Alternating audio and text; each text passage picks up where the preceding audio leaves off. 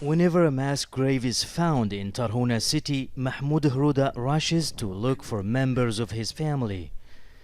He says local pro-Haftar fighters known as the Al-Khani Brigade kidnapped and killed his 2 brothers, 3 sisters and 3 cousins.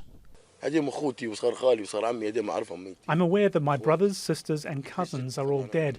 We also found 34 women dead in the morgue in the main hospital. There are also children. Dozens of bodies have recently been found on the outskirts of Tarhuna, some at this farm. They'll have to undergo forensic examination and have DNA samples taken.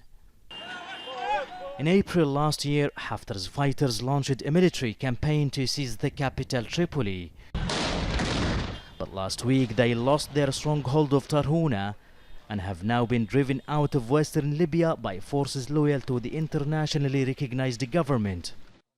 Witnesses have told the General Prosecutor's Office that Haftar's fighters killed hundreds of opponents, including women and pro-government captives. The Al-Khanis also turned some of their military camps into detention centers.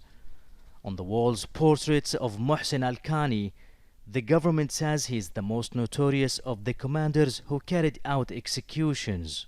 Everyone who was brought to this camp after April 4th last year disappeared. When we liberated the city, we found some of the murdered captives in this camp. The government is now trying to restore infrastructure that was damaged or destroyed by the war. But the social rift caused by Haftar's fighters in the city will likely take a long time to repair. For more than a year, Tarhuna city was a base for Haftar's fighters to attack Tripoli.